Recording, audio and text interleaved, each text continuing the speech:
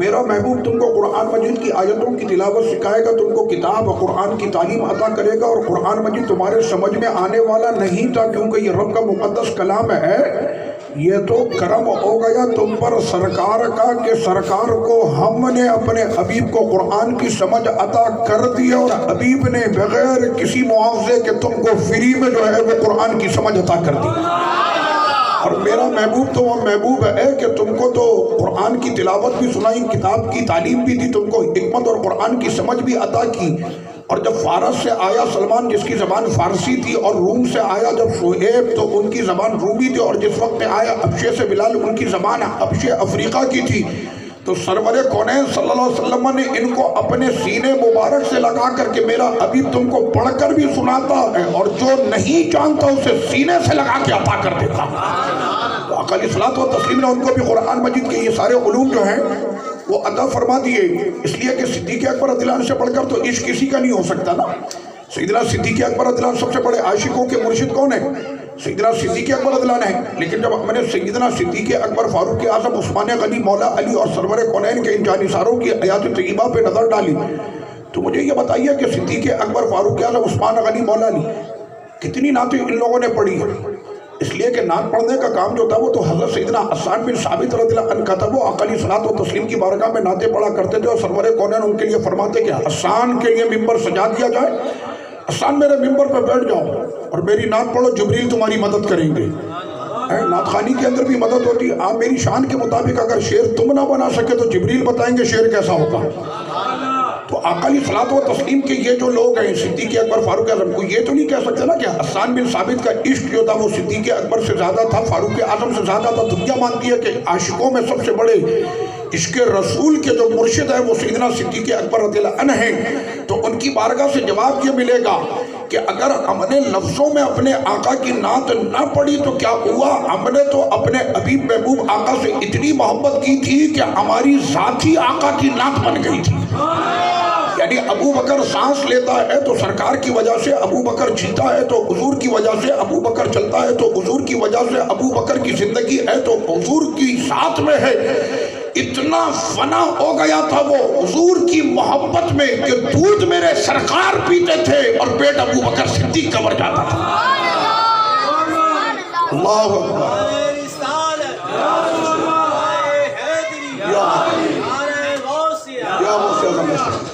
اب ہمارا حل یہ ہو گیا ہے کہ جناب انہوں نے نعرے لگائے، 4 آدمی یا 6 آدمی جواب دیتے، بقیہ دیکھ رہے ہو۔ یہ جو محفلیں ہوتی ہیں نا جناب، یہ بچپن سے ہم دیکھ رہے ہیں کہ کھارا در اور میٹھا در محفلوں سے بھرا پڑا ہوا۔ ابھی بھی میں چلا جاؤں تو نہ جانے 10 12 15 محفلیں ادھر ادھر ہو رہی ہوں گی۔ رسمی نہیں کریں، کوئی دیکھے نہ دیکھے اللہ دیکھ رہا، اور کوئی دیکھے نہ دیکھے اللہ کا محبوب دیکھ رہا۔ اور سرور کونین کی محبت میں اگر یا رسول اللہ کا ایک نعرہ بھی عشق میں ڈوب کے لگا دیا تو نجات ہو جائے گی۔ آئیے سرکار کی بارگاہ جہاں پر صدیق اکبر رضی اللہ عنہ اپنے تن کے کپڑے پیش کر کے سرکار کو راضی کرتے ہیں، تو اس پر عبداللہ بن ابی بن سلول منافق یہ کہنے لگا کہ صدیق اکبر نے جو یہ کام کیا نا تبوک کے موقع پر، یہ دکھاوے کے لیے کیا۔ اتنے میں حضرت عقیل رضی اللہ عنہ 1 کلو کھجور لے کر پہنچ گئے، کہنے اس 1 کلو کھجور سے مسلمانوں کا کیا بھلا ہو جائے گا؟ رب کریم کی بارگاہ میں وہ 1 کلو کھجور اور حضور کے دربار میں ایسی وہ مقبول ہوئی کہ اللہ نے اس 1 کلو کھجور کی شان قرآن میں بیان کر دی۔ قیامت تک حضرت عقیل کی 1 کلو کھجور کا ذکر قرآن میں ہوتا رہے گا۔ تو یہاں پر تو یہ ہے کہ 1 کلو کھجور کے اوپر تمہارا ذکر جو ہے وہ قرآن مجید میں ہو جاتا۔ تو رب کریم نے فرمایا کہ جب تمہیں اپنے محبوب آقا سے اتنی محبت ہے تو پھر ان کی محبت میں آپ بھی ایسے کام کریں نا کہ ہمیں پتہ تو چلے گا۔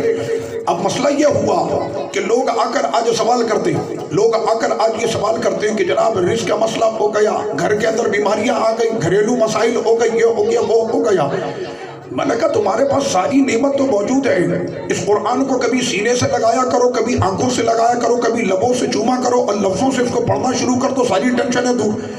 اس لیے کہ رب کریم نے فرمایا کہ 6666 نسخے یہ جو تم نے ہم کو عطا کیے ہیں نا، ہم نے تم کو جو عطا کیے ہیں، وہ ڈاکٹر جب ہم کو ایک نسخہ لکھ کر دیتا ہے نا، بڑے اس کو غور سے پڑھتے، جا کر پھر میڈیکل والے سے کہتے ہیں بھائی یہ سمجھ میں نہیں آ رہا، ذرا لکھ کر بھی بتا دینا تاکہ صحیح وقت پر صحیح دوائیں استعمال کر لیں۔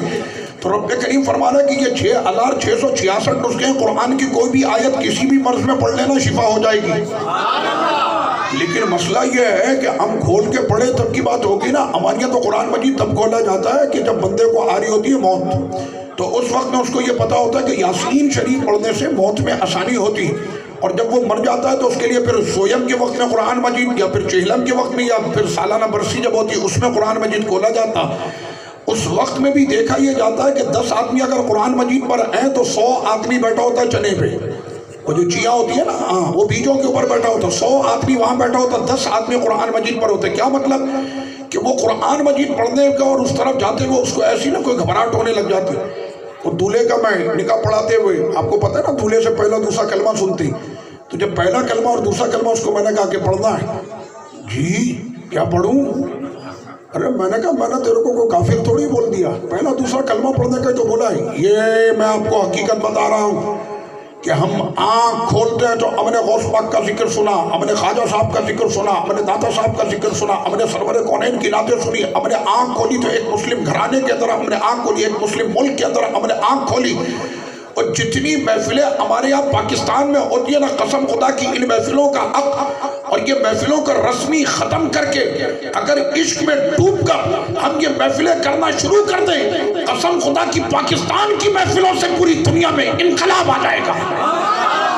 لیکن مسئلہ یہ ہو گیا کہ ہم نے ہر چیز کو بنا لیا رسمی. یہ لے بیٹا ذرا 2 ٹینٹ لگا لے, 2 یہ مائک لگا لے, یہ لے 5000, یہ ناطقاں کو 2-2 ہزار دے دینا, یہ فلاں کو یہ دے, ختم ہو گئی, وہ محفل ہو گئی. ہم نے اپنی نبی کا محبت کا حق ہم نے جو ادا کر دیا. آپ کو میں بتاؤں, حیرت ہوگی آپ کو, ایک جگہ پر میں بیان کرنے گیا, سویم کی محفل تھی, پتہ چلا کسی کے ابا کا انتقال ہو گیا. تقریر سے پہلے میں نے پوچھ لیا, یقیناً یہاں پہ جو مرنے والا اس کے لوا یقین تو بیٹھے ہوں گے, کسی نے ہاتھ نہیں اٹھایا, کسی نے ہاں کچھ نہیں کی. مجھے بڑی حیرت ہوئی. بعد میں نے اس سے پوچھا, جس بندے نے مجھ کو بلایا تھا, میں نے مولانا کیا یہاں پر کوئی مرنے والا ہے؟ کہنے نہیں, ان کے 2 بیٹے. میں نے بیٹے کیا؟ کہنے فیکٹری میں بیٹھے ہوئے. سمجھ میں آ رہی ہے, باپ کا سویم ہو رہا ہے, بچے فیکٹری میں بیٹھے. کہنا ہاں اس نے یہ کہہ دیا تیار, 2000 روپے مولوی صاحب کو دے دینا, یہ 500 روپے قاری صاحب کو دے دینا, یہ فلاں جو ہے ناطقہ اس کو اتنے دے دینا. میں نے کہا باپ بھی قبر میں سوچ رہا ہوگا شاید میری تربیت میں کمی رہ گئی. سمجھ میں آ رہی ہے آپ کے؟ اس لیے کہ آنکھ بند ہونے کے بعد نہ اس کے ڈالر کام آئیں گے, نہ اس کے ریال اور درہم اور پاؤنڈ اس کے کام آئیں گے. اگر کام آئے گا تو اس وقت کہ جب نکیرین اس کے سر پر کھڑے ہو کر اس سے پوچھ رہے ہوں گے کہ تو نے کیا کیا, کیا کمایا, اور زندگی تو نے کیسے اپنی صرف کی ہے.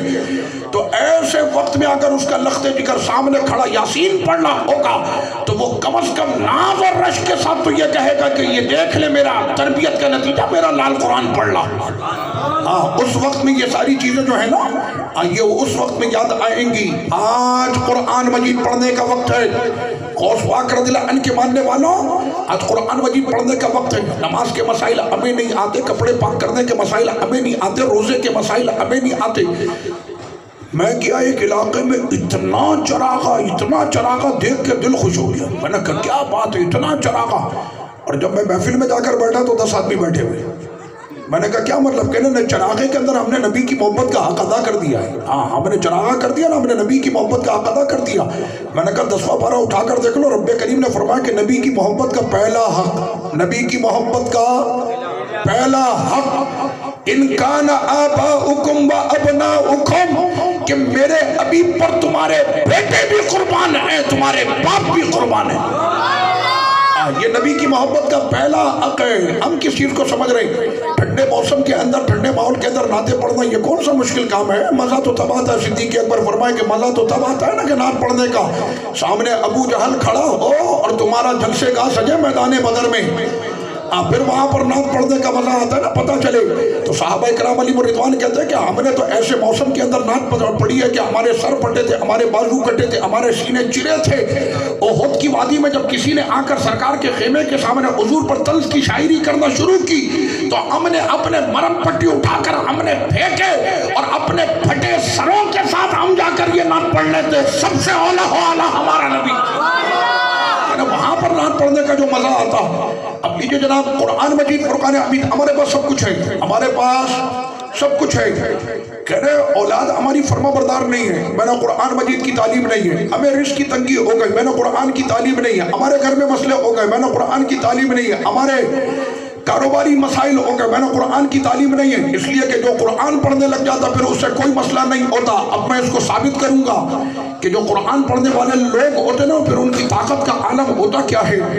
مثال کے طور پر ہم لوگ جب 11ویں شریف یا اس طرح کی محافل منانے کے لیے آتے ہیں اور رب کریم جن کو رتبے منصب اور مقام عطا کرتا، یہاں پر یہ مسئلے نہیں ہیں، ہم مسلمان ہیں، ہمارے سینوں کے اندر لا الہ الا اللہ محمد رسول اللہ یہ موجود ہے، اور یہ ذہن میں رکھیں کہ جس وقت میں کلمہ بھی پڑھنا ہے نا تو آپ نے اردو میں کلمہ نہیں پڑھنا، کلمہ عربی میں پڑھنا ہے، کلمہ عربی میں پڑھنا ہے، تو اردو میں نہیں پڑھنا۔ اور ویسے بھی معذرت کے ساتھ کہ جب میمن اردو بولتا ہے تو اردو کے اندر بھی اس کے تلفظ میں ادائیگی ٹھیک نہیں ہوتی، اس وجہ سے اب اس کو یہ چاہیے کہ وہ اپنی عربی کے تلفظ، اردو اگر ٹھیک نہیں ہوتی کوئی مسئلہ نہیں ہے، لیکن عربی کا تلفظ اور عربی کی ادائیگی ٹھیک کرنا ضروری ہے، کیونکہ نماز میں قرآن پڑھنا فرض ہے، اور فرض میں اگر غلطی ہو جائے تو نماز نہیں ہوتی۔ مثال کے طور پر قرآن مجید میں نا فَصَبَّ عَلَيْهِمْ رَبُّكَ سَوْطَ عَذَاب، وہ صوت کے ساتھ ہے فَصَبَّ، اس کا مطلب ہوتا ہے اور بھر دیا ان پر اللہ نے عذاب کو۔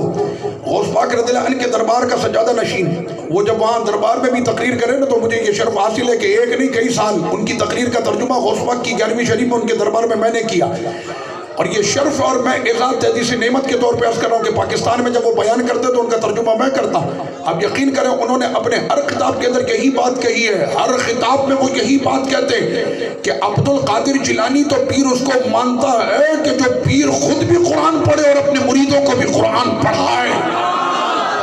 وہ یہی فرماتے ہیں۔ ہم لوگوں نے آج کل بس 4 کرامتیں سنی ہیں، اس کے بعد وہ 4 کرامتیں غوث پاک کی، آپ کی تھوڑی ہے، وہ جو کمال ہے وہ غوث پاک کا۔ غوث پاک فرماتے ہیں میں نے تو اپنا کام کر دیا، تم نے کیا کیا؟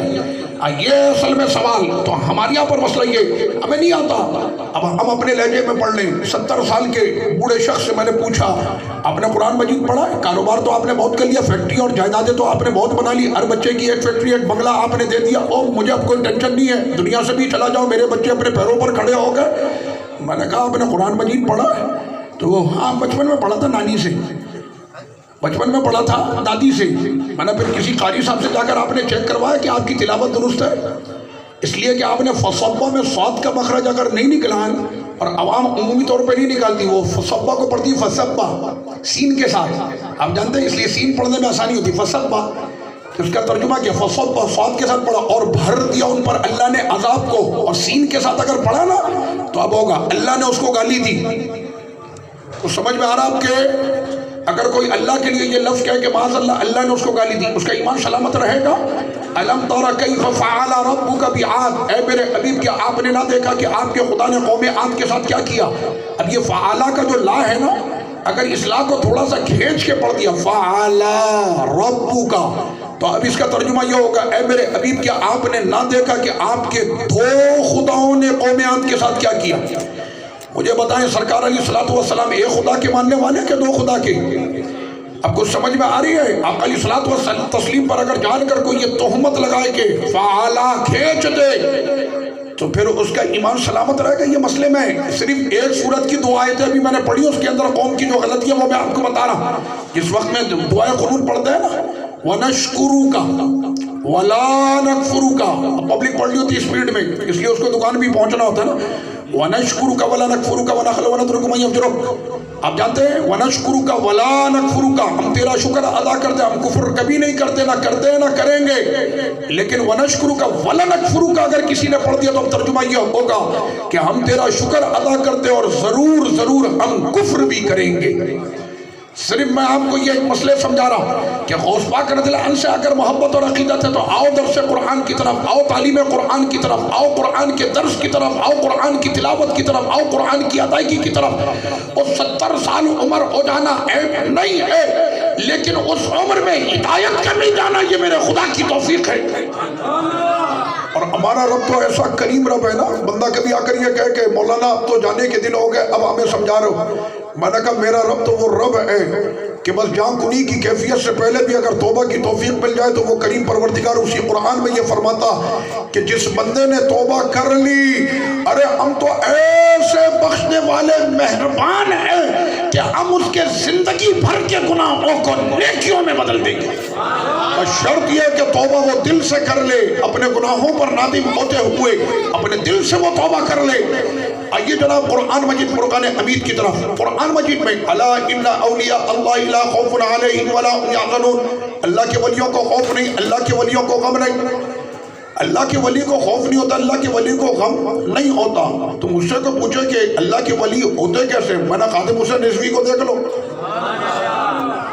نہ اس کو کسی کا خوف تھا نہ اس کو دنیا کا غم تھا. وہ 2 کمرے کے اندر زندگی گزار کے وہ نکل گیا، لیکن جاتے وقت یہ پوری دنیا کو میسج دے کر چلا گیا کہ بڑے بڑے سورما زمانے کے اگر مرے تو 20 آدمی بھی نہیں ہوتا، ہم دنیا سے جائے تو 2 کروڑ سے زیادہ آدمی ہمارے جنازے میں آتا. جو خود ویل چیئر پر تو بیٹھتا تھا اور بظاہر ایسا محسوس ہوتا تھا کہ وہ شاید چل نہیں سکتا، لیکن پوری دنیا کو وہ بتا گیا کہ عشق رسول کے راستے پر چلتے کیسے. تو یہاں پر رب کریم نے فرمایا کہ اللہ کے ولیوں کو خوف نہیں ہوتا، اللہ کے ولیوں کو غم نہیں ہوتا. اس کی وجہ کیا ہے؟ اس لیے کہ جن کے پاس قرآن کا علم آ جاتا ہے نا، پھر ان کو کسی بات کی ٹینشن نہیں ہوتی، ان کے پاس قرآن کا علم ہوتا. اور جس کے سینے میں قرآن آ جاتا ہے نا، پھر اس کی طاقت کا عالم کیا ہوتا. میری گفتگو کو بالکل لفظی مت لیجئے گا، اپنے دل کے کانوں سے سننا. میں کوئی رسمی بات نہیں کر رہا، میں آپ کو میسج دے رہا ہوں، اور وہ میسج بھی قرآن کا میسج ہے. خادم صاحب ہمیشہ اپنی تقریروں میں فرماتے تھے کہ مجھ سے وہی بات کرے جو 30 پارے کا حافظ ہو. ہمیشہ فرماتے تھے جس کو قرآن کا ترجمہ آتا ہے نا وہ مجھ سے بات کرے. جس کو قرآن کی گرامر پتا ہے نا، پھر وہ صیغے بھی بتاتے تھے، حمید احمد و حمدن، وہ پورا جو کر کے وہ بتاتے تھے. اس لیے کہ وہ خود علم لغہ اور ادب عربی کے وہ استاد تھے، وہ شیخ الحدیث تھے. تو یہ تمام صلاحیتیں ان کے اندر موجود تھی. تو وہ جس وقت میں گفتگو کرتا تو رب کریم نے اس کی زبان میں یہ تاثیر دی تھی کہ وہ گفتگو پنجابی میں بھی کرے تو فرانس اور ہالینڈ میں زلزلے آنے لگتے تھے. یہ رب کریم تاثیر عطا کرتا ہے زبانوں کے اندر. آج ہمارے یہاں اتنے بیانات، اتنی نعتیں، اتنی تلاوت، اتنا سب کچھ ہونے کے باوجود کیا بات ہے؟ غوث پاک رضی اللہ عنہ جس وقت میں درس قرآن کے لیے تشریف لاتے اور آپ فرماتے الحمدللہ، تو اس وقت لوگوں کی چیخیں نکل جاتی تھی. اور جس وقت میں آپ کا درس مکمل ہوتا تھا تو کئی جنازے اٹھتے تھے، لوگ جہاں بحق ہو جاتے تھے. یہ غوث پاک رضی اللہ عنہ کی صرف تلاوت کے اندر اتنی تاثیر ہوتی تھی کہ جس وقت میں آپ قرآن پڑھتے تھے تو آپ کے قرآن پڑھنے کے اندر لوگوں کی جان نکل جاتی تھی. اس لیے کہ وہ مقدس کلام ہے نا قرآن مجید، کہ جسے رب کریم نے نازل کرتے وقت فرمایا اے پہاڑوں کیا خیال ہے ہم تم پر اس قرآن کو نازل کر دیں. تو وہ پہاڑ یہ کہنے لگے کہ اے میرے مالک لو انزلنا هذا القرآن على جبل لرأيته خاشعا متصدعا من خشية الله، کہ اگر یہ پہاڑوں پر نازل ہوتا تو یہ پہاڑ بھی ریزہ ہو جاتے، قرآن کے جلال کو وہ برداشت نہیں کر سکتے. تو وہ سینہ کتنا مضبوط ہوگا کہ جس پر 30 سپارے اترتے رہے اور سرکار کے حبیب مسکراتے رہے، محبوب کریم مسکراتے رہے. اور وہ سینے کے اوپر قرآن مجید جو نازل ہوا تو کوئی یہ نہ سمجھے کہ یہ ہارڈ ڈسک اور فلوپی اور کمپیوٹر اور یہ کمپنیاں چھاپ رہی ہیں تو اس کی وجہ سے یہ قرآن موجود ہے. رب کریم نے فرمایا قرآن کی حفاظت ہم نے اپنے ذمہ کرم پر لی ہے، اور قیامت تک اس کی آیت کو بدلنا تو دور کی بات ہے، اس کے نقطے کو بھی نہیں بدل سکتا.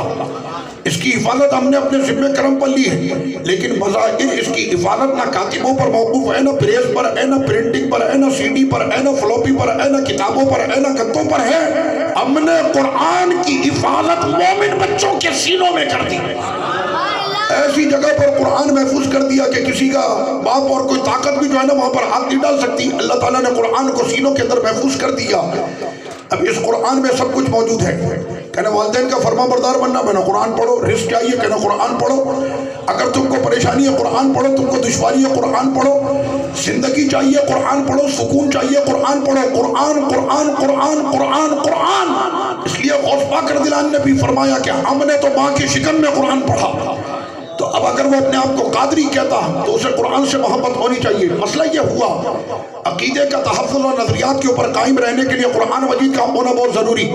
جب ہم نے قرآن مجید کو کم کیا نا، اور درس قرآن و تعلیم قرآن کو ہم نے کم کیا، آپ جانتے ہیں جو ہمارے مخالفین ہیں انہوں نے قرآن مجید کو لے کر اور اسی کو اپنا ایک راستہ بنا کر لوگوں کو بہکانے کے لیے قرآن مجید کا استعمال کرنا انہوں نے شروع کیا. اس لیے کہ یہ قرآن یہ کہتا یضل بہ کثیرا ویہدی بہ کثیرا، اسی قرآن کو پڑھ کر بہت سے ہدایت پاتے تو اسی قرآن کو پڑھ کے بہت سے گمراہ بھی ہو جاتے. کچھ سمجھ میں آ رہی ہے آپ کے؟ تو قرآن مجید کا جو ہے قرآن مجید فرقان حمید. اب کیا ہوا، رمضان شریف کا مہینہ آیا، درس قرآن کے پوسٹر لگ گئے، بینر لگ گئے، ارے چلو درس میں جا کر بیٹھتے. اب وہ جب آ کر درس قرآن میں بیٹھا، میں ایک ہی لفظ کو لیتا ہوں، لفظ ولی۔ اب یہ لفظ قرآن مجید میں ولی جو ہے نا، یہ آیا کہ اللہ کے ولیوں کو خوف نہیں غم نہیں۔ اب جب ہم نے پہلا سپارہ پڑھا تو اس میں رب کریم نے فرمایا وَمَا لَكُم مِّن دُونِ اللَّهِ مِن وَلِيٍّ، اللہ کے سوا تمہارا کوئی ولی ہے ہی نہیں۔ وہ تم لوگ نے اتنے سارے بنا کر رکھے ہوئے ہیں، یہ عبداللہ شاہ غازی ہے، یہ جمن شاہ ہے، یہ دولہ شاہ سبزواری ہے، یہ عالم شاہ بخاری ہے، سارے اتنے سارے تمہارے ولی ہیں۔ اور قرآن تو کہتا ہے اللہ کے سوا کوئی ولی نہیں۔ اس نے کہا صحیح ہے بابا، آج سے چھٹی، جو جاتا تھا میں آج کے بعد وہ بھی نہیں جاؤں گا۔ میں نے کہا قرآن مجید اگر اس نے پڑھا ہوتا نا تو اس کو پتا ہے، اور وہ سامنے سے اس کو کہتا کہ تو کیا بات کرتا ہے، قرآن میں اللہ نے فرمایا کہ ولیوں کو خوف نہیں ہوتا غم نہیں ہوتا، صرف ولی نہیں ولیوں، یعنی ایک نہیں ہے بہت ہیں، ان کو خوف اور غم نہیں ہوتا، یہ شان ہے ولی کی۔ اور اسی کے بعد پہ رب کریم نے فرمایا انما ولیکم اللہ ورسولہ، اللہ بھی تمہارا ولی، اس کا رسول بھی ولی ہے، والذین آمنوا الذین یقیمون الصلاۃ ویؤتون الزکاۃ وهم راکعون، نماز پڑھنے والے، زکوٰۃ دینے والے، رکوع کرنے والے بھی تمہارے ولی ہیں۔ میرے مالک پہلے پارے میں فرمایا کہ تیرے سوا کوئی ولی نہیں، اور چھٹے پارے سورہ مائدہ آیت نمبر 55 میں فرمایا اللہ بھی ولی، رسول بھی ولی، نیک مومن بھی ولی۔ تو رب کریم نے فرمایا کہ قرآن مجید کا جب نزول ہو رہا تھا نا تو اس وقت دو قسم کے لوگ، ایک ابو بکر صدیق کی جماعت ہے، ایک ابو لہب ابو جہل کی جماعت ہے۔ وہ جو پہلا خطاب ہے نا ان لوگوں کے لیے کہ جنہوں نے اپنے بہت سارے بھگوان بنا کے رکھے، 360 بتوں کی پوجا کرنے والے، یہ خطاب ان کے لیے ہے کہ یہ سارے بتوں کو چھوڑو، ایک اللہ کو اپنا ولی مانو۔ اور جب تم نے ایک اللہ کو اپنا ولی مان لیا، میرا جینا، میرا مرنا، میری زندگی، میری موت، میری قربانی، میری نماز، میرا سب کچھ میرے خدا کے لیے ہے، توحید کے نور سے جب تمہارا سینہ روشن ہو گیا تو اب ایمان والے کو یہ انعام دیا جاتا، اللہ بھی تیرا ولی ہے، اس کا رسول بھی ولی ہے، غوث و خواجہ داتا سارے تیرے ولی ہیں۔ اس لیے کہ ولی کا مطلب ہوتا ہے مددگار۔ ولی کا معنی میں نے گوگل ٹرانسلیشن پہ بھی جا کے سرچ کر لینا، معنی یہی آئے گا۔ اس لیے کہ عرب کے اندر کہتے ہیں این ولیک، تمہارا سرپرست کہاں ہے، تمہارا رہبر کہاں ہے۔ تو عرب کے اندر ولی، جیسا ہم کہتے ہیں نا گارجین، تمہارا سرپرست کون ہے، تو عرب کے اندر اس کو کہتے ہیں ولی۔ وہ نکاح کے وقت میں بھی کہا جاتا ہے نا اس نے ولی، تو ولی کا مطلب یہ ہوتا ہے کہ جس کی سرپرستی کے اندر یہ رہے اس کو کہیں گے ولی۔ فرمایا لا تتخذوا اليهود والنصارى اولیاء، کبھی بھی یہود و نصارہ کو اپنا مددگار ماننا ہی نہیں، بنانا نہیں، کبھی نہیں بنانا، یہ تمہارے ہو ہی نہیں سکتے، یہ تمہارے۔ آج ہم سارے کے سارے لگے پڑے، فرانس کو راضی کر لیں، ہالینڈ کو راضی کر لیں، امریکہ کو راضی کر لیں، اس کو راضی کر لیں۔ میں نے کہا کہ اگر مومن آپس میں ایک دوسرے کو راضی کر لیں اور جس دن سے ہمارے دلوں کے اندر مومنوں کی محبت جاگ جائے، امریکہ کو ویسی موت آ جائے گی۔ ہماری آپس کی محبتیں جس دن بیدار ہونا شروع ہو جائے اور ہمارے دلوں میں کدورتیں اور نفرتیں ختم ہو کر مومن ایسے بن جائے، جیسے میرے سرکار نے فرمایا کہ مومن کی مثال تو ایسے ایک عمارت کی طرح ہے کہ جس کے ایک بلاک کو بھی تم ہلاؤ گے تو پوری عمارت ہل جائے گی۔ اگر برما میں بھی مسلمان کو تکلیف ہوتی ہے تو اس کی تکلیف تمہارے دل میں محسوس ہونی چاہیے۔ جس دن یہ والا عشق پیدا ہوگا نا اپنے آپس میں بھائیوں کا، تو رب کریم نے فرمایا ان کو کیا بنا رہے تم، یہود و نصارہ تمہارے کبھی بھی نہیں ہو سکتے۔ میرے مالک پھر کس کو بنائے، میرے رب نے فرمایا غوث کو اپنا ولی بناؤ، داتا کو اپنا ولی بناؤ، خواجہ کو اپنا ولی بناؤ، فرید الدین کو بناؤ، قطب الدین کو بناؤ، نظام الدین کو بناؤ، ان کو اپنا ولی بناؤ، یہ تمہارے ساتھ ہوں گے، ورنہ کوئی بھی تمہارے ساتھ نہیں ہے۔ ایک مسئلہ آپ کے سمجھ میں آ گیا۔ اب یہ قرآن مجید فرقان حمید کی آیات ہیں جو ہمارے سامنے قرآن، یہ ساری کی ساری جو ہیں یہ قرآن مجید فرقان حمید کی یہ ساری آیات ہیں، اور ان آیتوں کو سمجھنا اور ان کی تلاوت، ان کے مخارج اور ادائیگی کے ساتھ ساتھ یہ سارے معاملات کو لے کر چلنا۔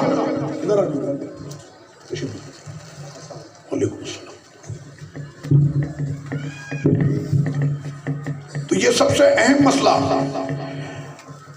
اب میں نے کہا کہ اسی موضوع کو میں سامنے رکھتا ہوں، ولی کی تعریف آپ کے سامنے میں نے کی، اور ولی سے متعلق جو یہ دو آیتیں تھی، یہ دونوں آیتیں میں نے جب آپ کے سامنے رکھی، نتیجہ آپ کے سامنے آ گیا۔ اب جس کو قرآن مجید کی سمجھ نہ ہو، قرآن مجید پڑھنا جس کو نہ آتا ہو، قرآن کی جس کو پاس جو ہے وہ تفسیر نہ ہو، وہ تو کہے گا ٹھیک ہے بھائی آپ نے بات صحیح کی۔ اب مثال کے طور پر قرآن مجید کا 14واں پارہ سورۃ النحل ہے، والذین یدعون من دون اللہ لا یخلقون شیئا وهم یخلقون، اور وہ لوگ کہ جنہوں نے اللہ کو چھوڑ کر ایسوں کو پکارنا شروع کیا جو کچھ پیدا نہیں کر سکتے، وہ تو خود پیدا کیے گئے، اموات غیر احیاء، وہ مردے ہیں زندہ نہیں ہیں۔ اور تم لوگوں نے غوث کو پکارنا شروع کر دیا. ابھی ہمارے سہیل بھائی لگے ہوئے تھے یا غوث المدد یا غوث المدد یا غوث المدد. وہ قرآن مجید تو کہہ رہا ہے کہ تم نے ایسوں کو پکارنا شروع کر دیا جو کچھ پیدا نہیں کر سکتے, وہ تو خود پیدا کیے گئے. وہ عبد القادر جیلانی کو اللہ نے پیدا کیا اور تم نے ان کو جو ہے وہ پکارنا شروع کر دیا. قرآن مجید نہیں پڑھا ایاک نعبد و ایاک نستعین, ہم تیری عبادت کرتے ہیں, ہم تجھی سے مدد مانگتے. اب ہمارا بندہ فوری طور پر کہتا ہاں بات تو ٹھیک ہے, اس لیے کہ ہم نے کبھی زندگی میں قرآن مجید تو خود پڑھا نہیں ہے. اگر کسی نے پڑھا ہے نا تو وہ فوری طور پر اس کو کہے گا ایاک نعبد و ایاک نستعین, ہم تیری ہی عبادت کرتے ہیں, ہم تجھی سے مدد مانگتے. تو پہلے بارے میں تو یہ بھی فرمانا واستعینوا بالصبر والصلاۃ, صبر سے مدد مانگو, نماز سے مدد مانگو. صبر خدا نہیں ہے, نماز خدا نہیں ہے. صبر مومن کی صفت ہے, نماز مومن کا عمل ہے. اور جب یہ دو چیزیں رب کریم کی بارگاہ میں چونکہ یہ پیاری ہیں نا, تو ان پیاروں کو اگر تم سبب بناؤ گے, صبر کرو گے, مدد آئے گی. نماز پڑھو گے, مدد آئے گی. تو جب عمل محبوب کو اگر سبب بناتے ہو تو خدا کی مدد آتی ہے. اگر کوئی ڈائریکٹ اس کے محبوب کو سبب بنا لے تو مدد کیوں نہیں آئے گی؟ جب عمل سے مدد آ جاتی ہے تو اس کے محبوب سے مدد نہیں آئے گی. اب مسئلہ صرف یہ کہ سمجھانے کا مسئلہ. اور ایسوں کو تم نے پکارنا شروع کر دیا جو کچھ پیدا نہیں کر سکتے, وہ تو خود پیدا کیے گئے. میں نے پھر کس کو پکاریں؟ کہنا جو پیدا کرے اس کو پکارو. میں نے آ جاؤ تیسرا پارا. سیدنا عیسیٰ علیہ السلام فرماتے ہیں انی اخلق لکم من الطین کہیۃ الطیر, میں پیدا کرتا ہوں. یہ ہمارے بلال سلیم بھائی یہاں پر موجود ہیں جنہوں نے ملک شام میں پڑھائی کی, عربی زبان کے بہترین جانتے, اس لیے کہ عرب میں جس کو ڈگری ملتی ہے وہ قابل ہی ہوتا ہے, وہاں پہ پھرا نہیں چلتا. ٹھیک ہے, ہاں وہ قابل ہی ہوتا. تو اخلقو یہ فعل مضارع ہے کہ جو حال اور استقبال دونوں کا معنی رکھتا ہے. عیسیٰ علیہ السلام فرماتے ہیں میں پیدا بھی کرتا ہوں, کرتا رہوں گا. میں مٹی کے پرندے کا سانچہ, میں سانچہ بناتا ہوں مٹی سے پرندے کا. فانفخ فیہ, میں اس میں پھونک مارتا ہوں. اب سمجھ بھائی آپ کے آج کل آپ کو کہہ دیا جائے کیا ہے تم لوگ پھونکے لگوانے والے ہو. میں نے کہا بھائی ہمارے بزرگوں کی پھونکوں میں بڑی طاقت ہوتی ہے اس لیے لگواتے ہیں. فانفخ فیہ, میں اس میں پھونک مارتا ہوں اور میرے پھونک کی پھر یہ طاقت ہوتی. فیکون طیرا باذن اللہ, ادھر پرندے مٹی کو میری پھونک لگتی, ادھر وہ ہوا میں پرواز کرنے لگ جاتا ہے اللہ کے حکم سے. وَأُبْرِئُ الْأَكْمَحَ وَالْأَبْرَصَ وَأُحْيِي الْمَوْتَ بِإِذْنِ اللَّهِ, کوڑ برس مادر ذات اندھے پر ہاتھ رکھ دوں تو آنکھیں واپس آ جاتی. وَأُحْيِي الْمَوْتَ بِإِذْنِ اللَّهِ, اور میری طاقت کا عالم تو یہ ہے کہ میں مردے پہ ہاتھ رکھ دوں تو زندہ ہو جاتا. عیسیٰ علیہ السلام نے یہ کام کیا کہ نہیں کیا؟ وَأُنَبِّئُكُم بِمَا تَأْكُلُونَ وَمَا تَدَّخِرُونَ فِي بُيُوتِكُم, جو تم لوگ کھا کر آئے, جو تم لوگوں نے اپنے گھروں میں جمع کیا, میں اس کی خبر بھی دیتا ہوں اللہ کے حکم سے. یہ سارے کام تو اللہ کے حکم سے ہوئے نا, سارے کام اللہ کے حکم سے ہوئے. جب سارے کام اللہ ہی کے حکم سے ہوتے تو اللہ ہی کے پاس جانا چاہیے نا. عبداللہ شاہ غازی کیوں جاتے ہو؟ میں نے کہا کیا کریں, ہم تو اللہ رسول دونوں کے ماننے والے. اللہ رسول ہم تو دونوں کے ماننے والے. ہم کو رسول نے بتایا کہ مشکل کی گھڑی میں مزار پہ جانا چاہیے. سیدنا زکریا علیہ السلام تشریف لائے حضرت سیدہ مریم علیہ السلام کے آستانے پر, اور سیدہ مریم کا وہ آستانہ کہ جو چاروں طرف سے بند ہے اور چار دیواری میں سیدہ مریم ہے.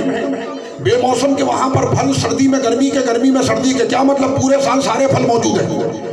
سیدنا زکریا علیہ السلام نے پوچھا یہ کہاں سے آئے؟ قالت ہوا من عند اللہ, انہوں نے کہا کہ یہ میرے خدا کی طرف سے ہوتے. یہ جو ہم ٹینشن کے اندر بیٹھے ہوتے ہیں نا, اس لیے میں نے قرآن کو سینے سے لگاؤ, تم کو بھی بے موسم کے پھل ملیں گے.